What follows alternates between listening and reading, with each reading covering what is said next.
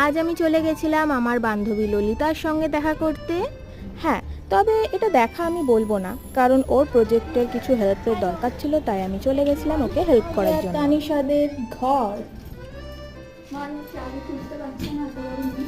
ছি ছি ছি ছি।